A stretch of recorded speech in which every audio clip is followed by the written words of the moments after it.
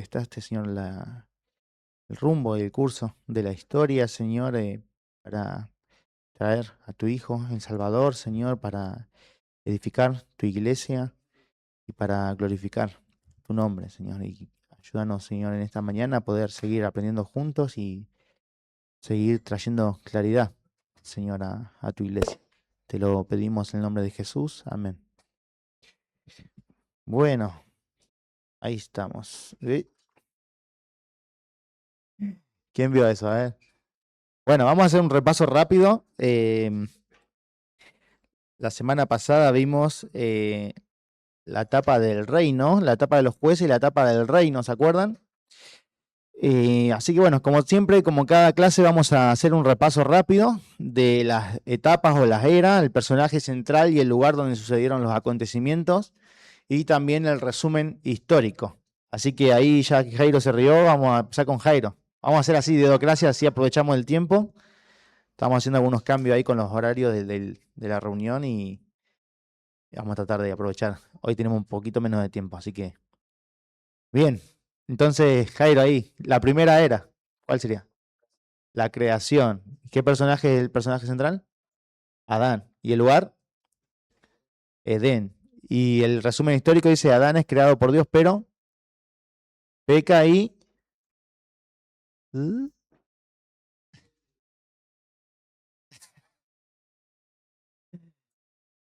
Adán es creado por Dios, pero peca y... A ver, ¿alguien lo puede ayudar? ¿Qué pasa? Destruye el qué? El plan, no el diseño. El plan original de Dios, ¿no? Para el hombre. Bien, a ver, ¿alguien más? Robert. La segunda era, ¿qué era? Es los patriarcas. ¿Y cuál era el personaje principal? Abraham. ¿Y el lugar? Canaán. Y el resumen histórico, Abraham es,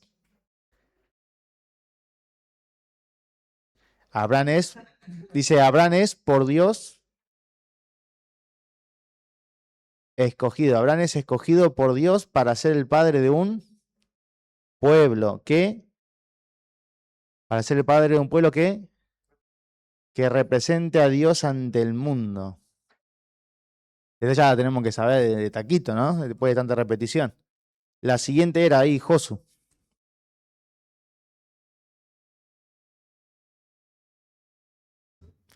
La era del Éxodo. ¿Y cuál es el personaje principal? Moisés. ¿Y el lugar? Egipto. Sin signo de pregunta. Por medio de Moisés, Dios, sí, libera en realidad al pueblo hebreo de qué?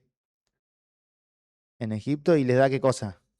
La ley. Muy bien. Por medio de Moisés, Dios libera al pueblo hebreo de la esclavitud en Egipto y les da la ley. Bien, ahí, Courtney. No importa, eso vos ya lo tenés ahí incorporado.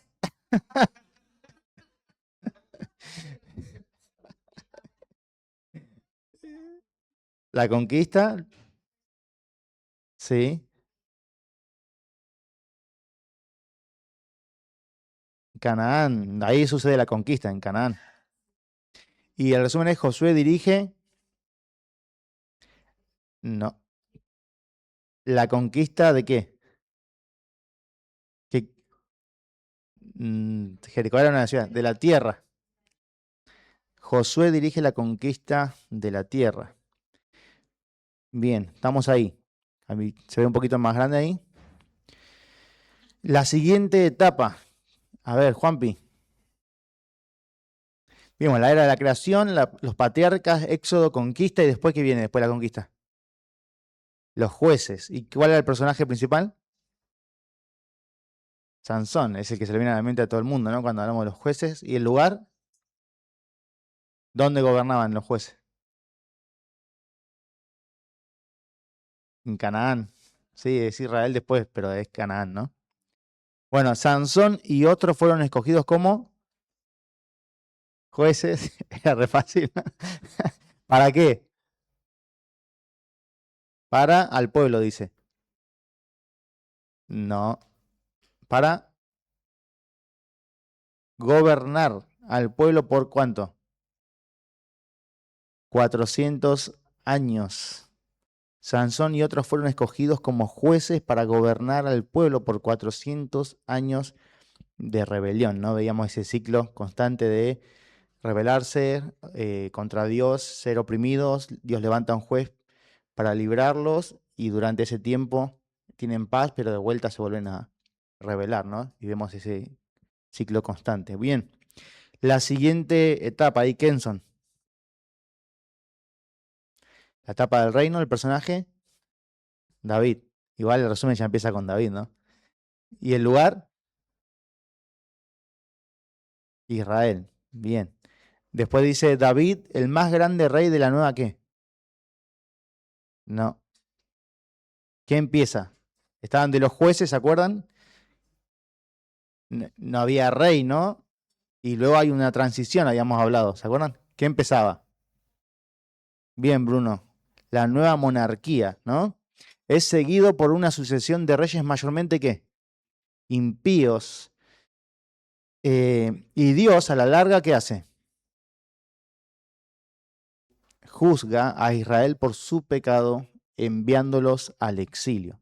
David, el más grande rey en la nueva monarquía, es seguido por una sucesión de reyes mayormente impíos y Dios a la larga juzga a Israel por su pecado, enviándolos al exilio. Y bueno, ahora justamente después de haber visto todo eso juntos, viene la etapa del exilio, ¿no? En esta clase vamos a tratar de ver tanto la etapa del exilio como la etapa del regreso, ¿no? Y poder también entender algunas cositas de los libros. Ahí si leyeron, si hicieron la tarea, ¿se acuerdan ahí en el cronograma? Tenían los capítulos del libro que había que leer, ¿no? Más allá de que no se haya subido al Classroom como una tarea, desde el principio pusimos ahí, ¿no? En la introducción, ¿se acuerdan el archivo que tiene la primera clase y la introducción de la materia? Tienen el cronograma donde van a tener, donde tienen, mejor dicho, cada una de los temas o de las etapas que vamos a ver en la clase, y al lado tienen una columna que dice los capítulos que hay que tener leídos para esta clase. Así que por ahí, si Kevin se cuelga con subir la tarea, igualmente ustedes saben que tienen ahí el cronograma y saben, ya les dice ahí lo que tienen que tener leído, ¿no? Y esto es para que esto sea más fluido y podamos comprender un poco mejor, ¿no? La clase y tenerlo más fresco en nuestra mente, ¿no? Pero bien, ahí en su apunte en el libro, esto es del libro, dice, el pecado es un hecho en la existencia humana, ¿no? Acuérdense que siempre empieza con una introducción, así como una historia, ¿no? Paralela, por así decirlo, para introducir el tema de cada una de las etapas. Eso lo obviamos, pero hay algo que yo dejo ahí que tiene que ver básicamente con lo que pasó, ¿no? Dice, el pecado es un hecho en la existencia humana y Dios perdona a todo el que se acerca a Él en arrepentimiento. Pero eso no cambia el hecho de que el pecado tiene consecuencias. ¿Se acuerdan que la historia era de un hombre que se tiraba del edificio y se arrepentía y bueno, pero igual iba a caer al piso, ¿no? Aunque Dios le perdone si realmente se arrepintió, ¿no? Las consecuencias de sus acciones están, ¿no? Eso es lo que está diciendo el resumen, ¿no? Dios perdona al hombre por haber saltado del edificio, pero igual caerá al suelo. Dice, Israel saboreó esta amarga realidad. Su relación con el Señor se deterioró. Vivieron en una montaña rusa de rebelión contra Él por 400 años durante la era del reino, continuamente pagando el precio, ¿no? De su rebelión. Y al fin la deuda llegó a ser tan grande que el juicio llegó en forma de conquista militar, ¿no? Recuerden que si ustedes leyeron, ¿no? Los libros de los reyes o de crónicas, por ejemplo, nos cuentan ahí los autores, ¿no? Cómo fue toda esta etapa del reino, ¿no? De la monarquía, donde en el reino del norte, como habíamos aprendido juntos, eran prácticamente todos impíos los reyes que estuvieron en Israel. Y en el reino del sur, como acabamos de leer el resumen, mayormente eran impíos, ¿no? Los reyes. Hubieron como 6, 7 u 8 reyes que temieron a Dios, que se arrepintieron de su pecado y eso hizo como que frenara un poco, ¿no? El que se desencadene de forma total el juicio de Dios enviando a Babilonia, ¿no? Pero al final del día su pecado les alcanzó, ¿no? Al final del día, como vemos acá, llegó la deuda a ser tan grande, por así decirlo, que al final el juicio de Dios llegó en forma de esta conquista militar, ¿no? Y bueno, dice ahí terminando, dice, durante el tiempo del exilio hubo algunos grandes líderes espirituales y también arrepentimiento de parte de un segmento del pueblo judío. Sin embargo, esto no eliminó la pena por los años de rebelión y se cobró el precio completo del exilio, ¿no? Y es así que introduciendo la etapa del exilio, vemos el resumen histórico, que la idea es que lo aprendamos y después vamos a completarlo al final de la clase. Y dice así, en esta etapa del exilio, ¿no? Daniel, por los siguientes 70 años, provee liderazgo y estimula a la fidelidad entre los exiliados. Daniel, por los siguientes 70 años, provee liderazgo y estimula a la fidelidad entre los exiliados, ¿no? Daniel claramente es el personaje principal, ¿no? En la etapa del exilio, ¿no? Aunque no es la única persona, la única figura, ya lo vamos a ver. Y bueno, como habíamos visto al principio del libro, ¿se acuerdan que habíamos hecho como una división de los géneros literarios que había en el Antiguo Testamento y en el Nuevo Testamento? Y estaban los libros históricos, los libros poéticos y los libros proféticos, ¿se acuerdan? Y bueno, justamente los libros proféticos no solamente tienen profecías o anuncios de eventos futuros, sino que la labor de los profetas mayormente era hablar claramente en nombre de Dios al pueblo para llamarles, ¿no?, al arrepentimiento a través de advertencias del juicio de Dios por causa del pecado, ¿no? No era solamente decirle cosas que iban a pasar, sino llamar al pueblo al arrepentimiento, ¿no? Y esto también en sus escritos se ve reflejado justamente en estos llamados de atención, en estas advertencias que los profetas hicieron al pueblo tanto de Israel como al pueblo de Judá, al reino del norte y al reino del sur, y también hicieron, ¿cómo se llama?, predicciones, ¿no? Si quieres verlo así, profecías, lo que entendemos como profecías en nuestra mente, de los eventos futuros, tanto del juicio que iba a venir, del cual no iban a escapar, y también de promesas de restauración para el pueblo de Dios, ¿no? De un remanente que iba a ser salvo, de un remanente que iba a volver a Jerusalén, del perdón de Dios y de la restauración de la nación, ¿no? Entonces, en lo que son las profecías, también vemos no solamente eventos futuros que van a pasar, sino también parte de narrativa, ¿no? Los profetas en sus escritos lo que hacen también es escribir y demostrarle al pueblo a través de, a veces, autobiografía, ¿no? A través de narrativa, y también dejan en sus escritos estas porciones donde advierten al pueblo, exhortan al pueblo, confrontan al pueblo de su pecado, y también traen profecías de eventos futuros como de juicio o de restauración, ¿no? Todas estas características están mezcladas por lo general en cada uno de los escritos, ¿no? Como Daniel, Ezequiel, Jeremías. Y lo que vemos, por ejemplo, en el libro de los Reyes, en Segunda de Reyes, por ejemplo, también vemos esto, ¿no? Vemos cómo en esto, el género de Reyes, acuérdense que es narrativa histórica, ¿no? O historia, pero también podemos ver ahí cómo aparecen diferentes profetas de los cuales tenemos los escritos que llevan su propio nombre, pero vemos cómo ellos constantemente estaban advirtiendo al pueblo de su pecado, ¿no?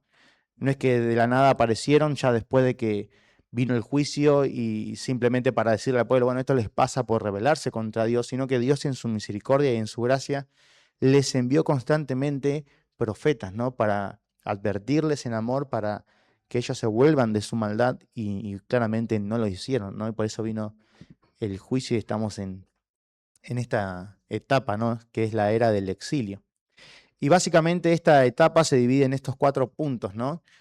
Profecías que estos profetas escribieron, los profetas, los exilios, porque hubieron varias etapas en las que fueron exiliados y llevados, no es que fue de un saque solamente la deportación a Babilonia, por ejemplo, sino que fueron en varias instancias que fue pasando esto, ¿no?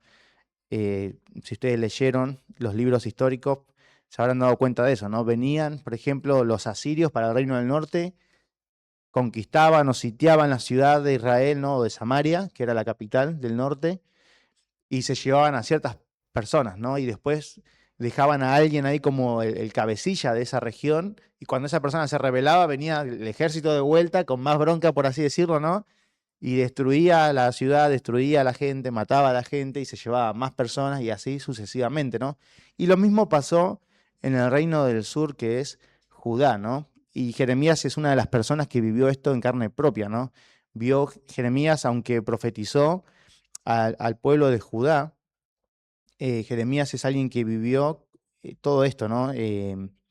Todas las escenas de constante ataque por parte de los imperios y vio cómo el pueblo de Israel era destruido, ¿no? Vio cómo constantemente la gente era masacrada y vez tras vez, ciclo tras ciclo, eh, Dios trajo juicios, ¿no? Por medio de las naciones.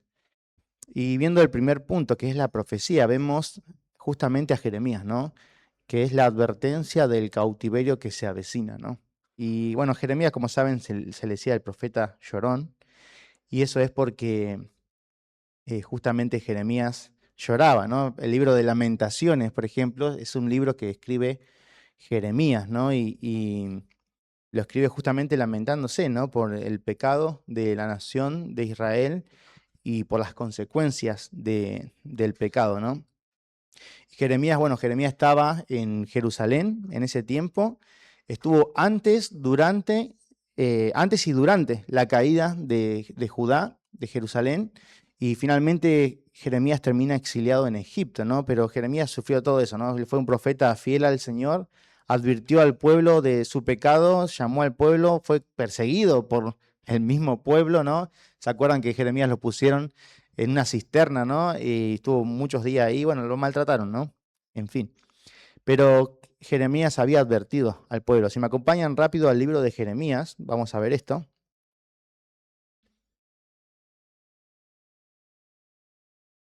Jeremías capítulo 25. Vamos a ver cómo Jeremías había advertido, ¿no?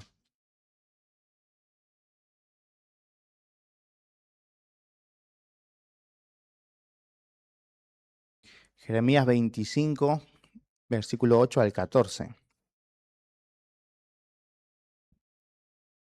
Dice, por tanto, así ha dicho Jehová de los ejércitos, por cuanto no habéis oído mis palabras.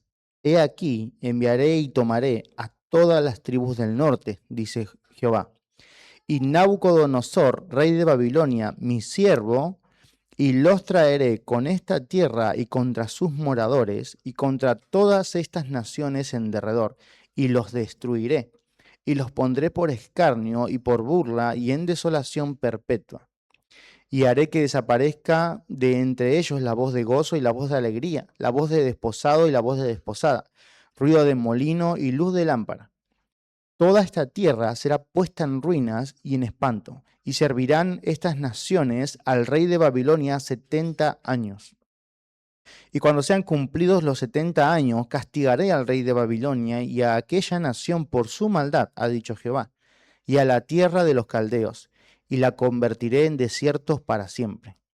Y traeré sobre aquella tierra todas mis palabras que he hablado contra ella, con todo lo que está escrito en este libro, profetizado por Jeremías contra todas las naciones, porque también ellas serán sojuzgadas por muchas naciones y grandes reyes, y yo les pagaré conforme a sus hechos y conforme a la obra de sus manos, ¿no? Pero vemos cómo Jeremías anunciaba de antemano al pueblo, ¿no? Del juicio de Dios porque ellos no habían obedecido la voz de Dios, no habían obedecido la palabra de Dios, ¿no? Por eso dice así, ¿no? Por tanto, así ha dicho Jehová, por cuanto no habéis oído mis palabras, ¿no? Y dice que iba a tomar tanto al reino del norte, ellos no es que eran el reino del norte y el reino del sur y estaba todo bien, como saben y habrán leído, constantemente había guerra entre ellos, ¿no? Entre el reino del norte y el reino del sur.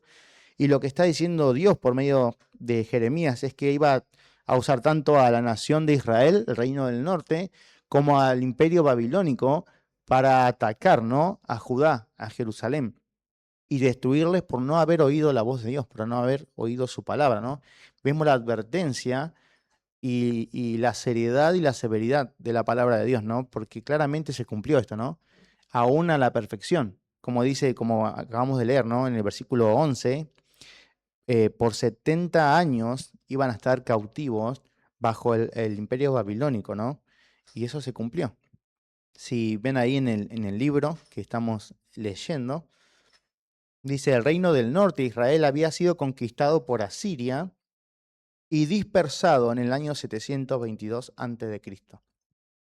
Acuérdense que los asirios, el imperio asirio era el primero que estaba en ese tiempo y había conquistado el reino del norte y se lo había llevado cautivos y nunca más fue restaurado el reino del norte, ¿no? El linaje de ellos se perdió, desapareció, ¿no? Y fíjate que dice, durante el tiempo de los sucesos descritos en Segunda de Reyes, el reino del sur, Judá, recibe una advertencia del cautiverio que se avecina por intermedio de Jeremías, quien profetiza que la nación será llevada cautiva por mano de los babilonios. Y esto efectivamente ocurre en el año 586 a.C. Bueno, Jeremías también profetiza acertadamente que el cautiverio durará 70 años, ¿no? Y es lo que acabamos de leer. Él advirtió a la nación que iba a venir el juicio de Dios por causa de su pecado, por causa de desobedecer, y, y no solamente que iba a venir el juicio, sino quién iba a usar Dios para este juicio, que era Babilonia, y también la duración de este juicio por parte de Dios, ¿no? Y no fue ni un año más ni un año menos, ¿no? Mostrando que Dios es fiel y permanece fiel aún a sí mismo, ¿no? A su palabra, a sus objetivos, a sus planes, ¿no?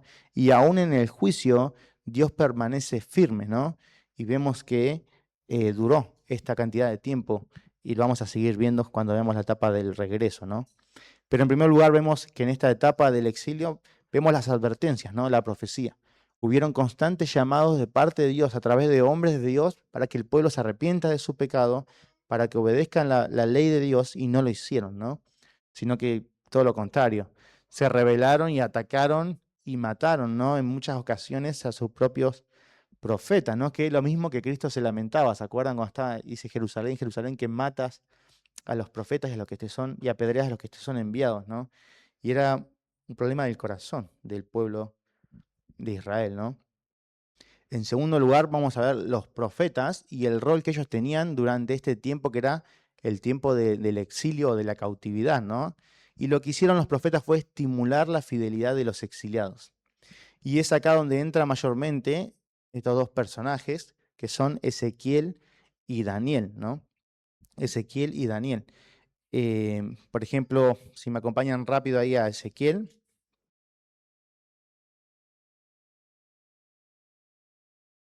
poquito más adelante de Jeremías, Ezequiel 39,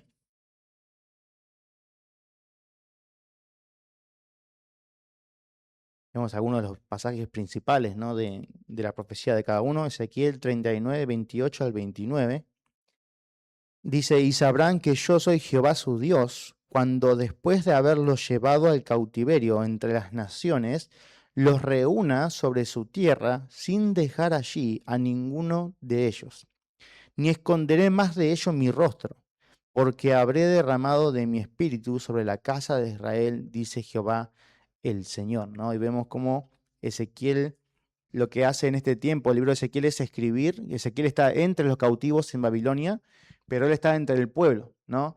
Daniel, a diferencia de Ezequiel, también está cautivo en Babilonia, pero Daniel estaba en la corte imperial, ¿no? Él estaba en una posición como José, ¿se acuerdan de José? Que era como el vicepresidente, por así decirlo, después de Faraón.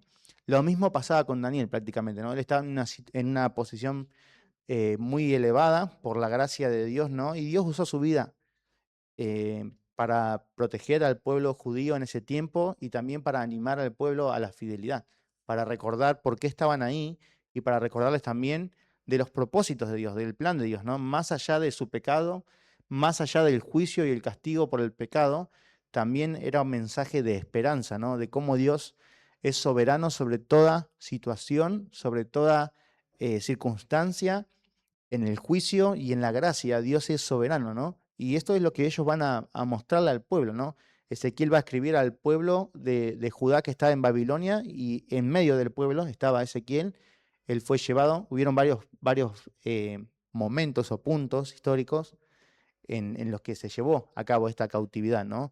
Vinieron, se llevaron a un par de personas, después vinieron de vuelta, se llevaron a otras personas y después destruyeron prácticamente de forma completa Jerusalén, el templo y todo lo demás, ¿no? Y es en ese momento en el que Jeremías, por ejemplo, escapa, ¿no? Y se busca asilo en Egipto. Pero Ezequiel y Daniel están cautivos, ¿no? Junto con otros judíos que fueron llevados ahí. Fíjate ahí en el libro, dice, hay dos profetas que escriben libros de la Biblia durante el exilio, Ezequiel y Daniel. No se sabe mucho respecto al profeta Ezequiel, puesto que su libro es más profético y no autobiográfico, ¿no? No es que habla mucho de él, aunque algunas porciones sí, pero es más profético, ¿no? Predice la restauración nacional y estimula a la fidelidad entre los exiliados, como acabamos de leer en Ezequiel 39, ¿no? Mostrando cómo Dios dice que Él, después de que se cumpla el plazo que Él había establecido para el juicio de Israel, o de Judá, si quieres llamarlo así, Dios iba a restaurar a la nación, ¿no? Y dice que no iba a quedar ni uno de ellos ahí en cautividad, sino que iba a permitir que todos regresen, ¿no? Y él iba a poner su espíritu en el pueblo, iba a restaurar la vida espiritual del pueblo, ¿no? No es solamente algo nacional, físico, material, sino la relación con Dios, ¿no? Que se había roto. Y eso lo vamos a ver en la siguiente etapa, ¿no? Pero vemos también Daniel, por ejemplo, capítulo 7, después de Ezequiel viene Daniel, fíjense ahí.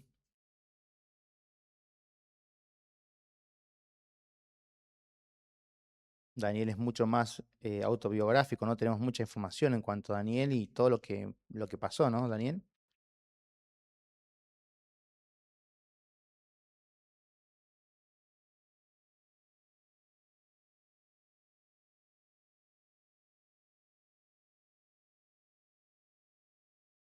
Daniel capítulo 7, versículo 14. Fíjense, dice, y le fue dado dominio, gloria y reino, para que todos los pueblos, naciones y lenguas le sirvieran. Su dominio es dominio eterno que nunca pasará y su reino uno que nunca será destruido, ¿no? Y esto está hablando del reino del Mesías. Daniel escribe al pueblo que está cautivo en Babilonia, al pueblo de Judá, para mostrar la soberanía de Dios sobre todas las naciones, sobre todos los eventos históricos, para mostrar también claramente las potencias que iban a venir después de Babilonia, cómo Dios iba a cumplir su palabra, como acabamos de leer en Jeremías, ¿no? Que él iba no solo a usar a Babilonia como un instrumento de juicio para juzgar el pecado de su pueblo, sino que Dios también iba a juzgar a Babilonia misma, ¿no? ¿Se acuerdan ahí el pasaje de Jeremías?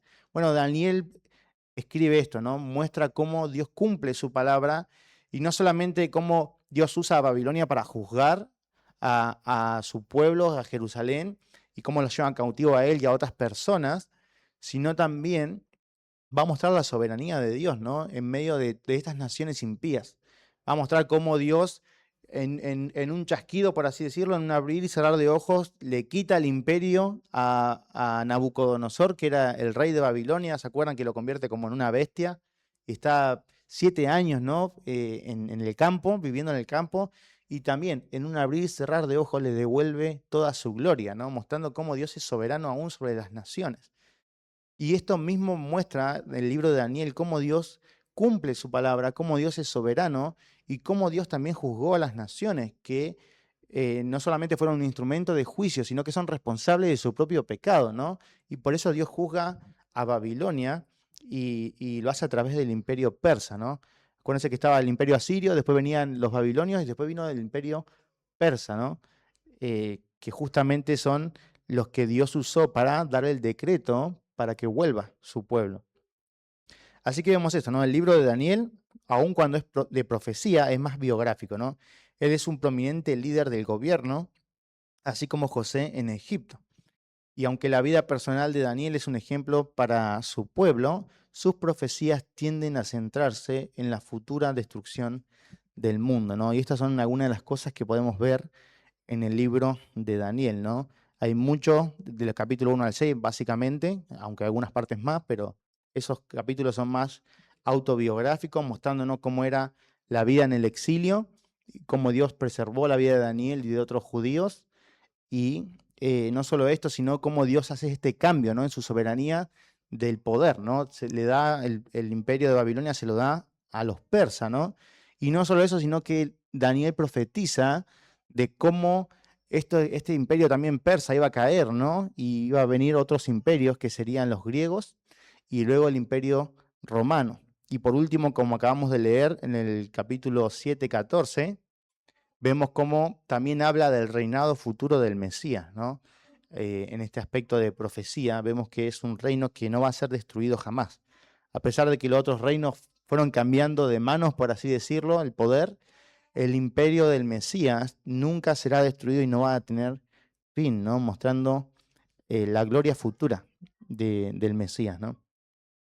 Bien, la parte de los exilios, vemos que los judíos habían ya sido asimilados en la cultura, ¿no? Ellos habían como amoldado en este tiempo, y eso lo vemos en la parte más que nada biográfica del libro de Daniel, en el capítulo 1 al 6, dice: el libro de Daniel también nos da unas vislumbres de la vida entre los exiliados. Evidentemente, los judíos son asimilados a la cultura a la cual fueron desterrados. Experimentaron discriminación, lo cual siempre ha sido verdad en los judíos dispersos, ¿no? Y ha pasado en diferentes etapas de la vida de los judíos. Sin embargo, a pesar de eso, parecen integrarse bastante bien a la sociedad, y algunos de ellos alcanzan posiciones de prominencia, ¿no? Como Daniel, por ejemplo, ¿no? No solo Daniel, sino después vemos más adelante otras personas también que están en las grandes posiciones de liderazgo del imperio babilónico, ¿no? Y en cuarto lugar vemos el cambio de poder, ¿no? El imperio persa se extiende, y esto lo vemos, por ejemplo, en Daniel 5, 24, 31. Una hojita para atrás, vemos cómo Dios cumple su palabra, ¿no? Lo que dijo por medio de Jeremías, que no solo iba a usar a Babilonia, sino que iba a juzgar a Babilonia, y lo vemos acá. Daniel 5, 24 al 31, dice así. Ahí está Daniel y está relatando cómo hay una cena, ¿no? Como una fiesta de uno de los reyes de Babilonia, después de Nabucodonosor. Y este rey se jactaba, ¿no? Pensaba que podía hacer lo que quiera. Y vemos cómo en este mismo instante Dios cumple su palabra y cae el juicio sobre Babilonia, ¿no? En una sola noche. Y dice así: entonces, de su presencia fue enviada la mano que trazó esta escritura. Ustedes pueden leer eh, más atrás para entender todo, ¿no? Y la escritura que trazó es Mene, Mene, Tekel, Uparsin. Esta es la interpretación del asunto, dice Daniel. Mene significa: contó Dios tu reino y le ha puesto fin. Tekel significa: pesado has sido en balanza y fuiste hallado falto. Pérez significa: tu reino ha sido roto y dado a los medos y a los persas. Entonces mandó Belsasar vestir a Daniel de púrpura y poner en su cuello un collar de oro y proclamar que él era el tercer señor del reino. La misma noche fue muerto Belsasar, rey de los caldeos, o rey de Babilonia, básicamente, y Darío de Media tomó el reino siendo de 62 años, ¿no? Y vemos ahí cómo cae en una sola noche el imperio babilónico, ¿no? El imperio persa era como una mezcla, ¿no? Los medos y los persas, o los medos persas, fue el imperio que se conoció como los persas, ¿no? Y Darío sería el rey en esta primera etapa de este imperio, ¿no? Pero vemos cómo se cumple, ¿no? La profecía que Dios dio por medio de sus profetas, y específicamente por medio de Jeremías, ¿no? Vemos esto, ¿no? Persia conquista a Babilonia, que antes Babilonia había conquistado a Asiria, y así gobierna no solo su propia tierra, sino la que una vez fue dominada por Asiria y Babilonia, ¿no? El imperio persa se extiende desde el río Tigris hasta el mar Mediterráneo. Prácticamente todo el mapa que vimos, ¿se acuerdan que estaban los dos ríos, desembocaban en el Pérsico? Bueno, ustedes lo ven de este lado, ¿no? Estaban los dos ríos y estaba el Golfo Pérsico, y al lado estaba Persia, ¿no? Bueno, lo que hizo fue tomar todo, ¿no? Tomar Babilonia, tomar Asiria, Jerusalén, todo, absolutamente todo lo que vemos en nuestro mapa fue tomado por el imperio medo-persa, ¿no? Y eso es lo que vemos en esta etapa del exilio, lo que pasa, ¿no? Las advertencias son las profecías, como vimos en primer lugar, que ahora lo vamos a repasar. Fíjense que dice el tema, dice profecía, ¿no? Y después tiene los numeritos. Número 1 dice: el imperio persa se extiende. Número 2 dice: asimilados a la cultura. Número 3, advertencia del cautiverio que se avecina. Y número 4 dice: estimula la fidelidad de los exiliados. Entonces, ahí Josu, profecía, ¿qué número sería? ¿A qué número corresponde?